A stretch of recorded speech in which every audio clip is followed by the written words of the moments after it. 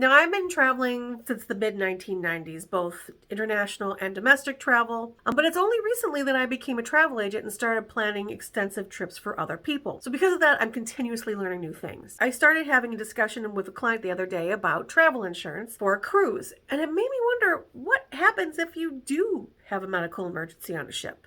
I mean, you're going to be at sea sometimes up to 12 to 24 hours. And if you're doing transatlantic or transpacific, it could be longer. So what happens? Now, if you're thinking of the days of the Love Boat, where Doc has a little tiny office, yeah, things have changed a lot since then. Now, essentially, all modern cruise ships have miniature ERs in them. They employ a group of doctors, nurses, and EMTs. Now, these medical facilities are essentially triage ERs. Their job is to determine what the problem is, to stabilize the patient, and then to either fix the problem and move on, or get them ready for transport for a medical facility off the cruise ship. So basically, if you come to them with, let's say, somebody fell, bumped their head, they'll be able to take x-rays and make sure nothing serious happened on their head and stitch you up and then send you on your way again. However, if it is something more serious, they have the ability to stabilize you and do a certain amount of treatment on you to keep you stable until you can get better medical attention on land at a medical facility like a hospital. There is a full pharmacy on board almost all cruise ships. And as I said, there's a staff of doctors and nurses that can help take care of you.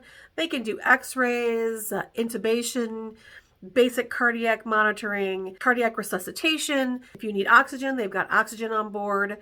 They essentially can keep you stable like an ER would get you stable until you get to the next port. They can also prepare you for transport and arrange transportation once the ship arrives in port.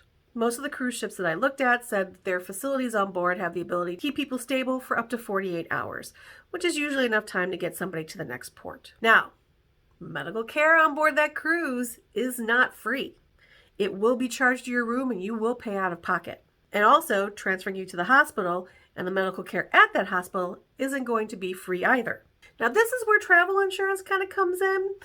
If you're at a U.S. port and you have United States health insurance, you will be covered. However, United States health insurance does not work in other countries. Now, most people think travel insurance only covers the cost of the trip, which it does.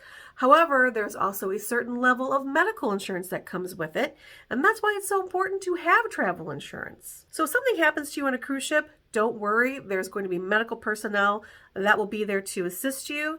And remember, travel insurance is incredibly important, so you don't have to pay any of that out of pocket.